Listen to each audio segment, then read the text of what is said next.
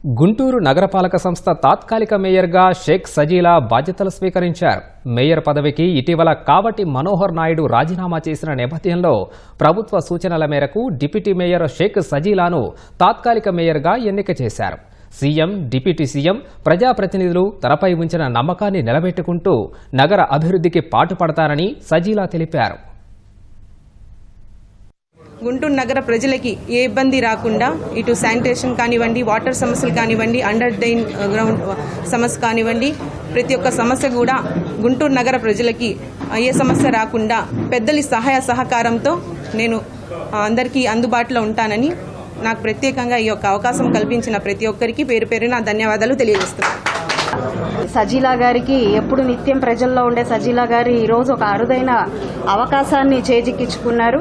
మాకు పశ్చిమలో ఎలా అయితే ఒక మహిళా నాయకత్వం ఉందో అదేవిధంగా ఈరోజు మేయర్గా సజీలా గారు ఎన్నుకోబడ్డం నిజంగా చాలా సంతోషంగా ఉంది.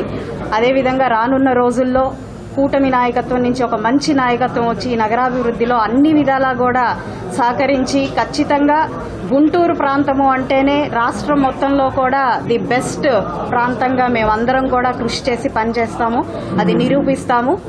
గత 5 సంవత్సరాల నుంచి పడకేసినటువంటి నగర అభివృద్ధికి కూటమి ప్రభుత్వం వచ్చిన తర్వాత శరవేగంగా జరుగుతున్నటువంటి అభివృద్ధిని కార్పొరేటర్లందరూ కూడా ప్రజాస్వామ్యబద్ధంగా ఇన్ఛార్జ్ మేయర్గా సజీలా గారిని నియమించుకోవడం, రాబోయేటువంటి రోజుల్లో ప్రజాస్వామ్యబద్ధంగా ఎన్నికలు నిర్వహించి కూటమి అభ్యర్థి ఎవరైతే కూటమి నాయకత్వం బలపరుస్తుందో అటువంటి వ్యక్తికి బలపరిచి తప్పకుండా కార్పొరేటర్ల సహాయ సహకారాలతో, అధికారుల సహాయ సహకారాలతో నగరాన్ని మరింత అభివృద్ధి చేసేటువంటి దిశగా ముందుకు సాగుతామని చెప్పి ఈ సందర్భంగా తెలియజేస్తా ఉన్నాం.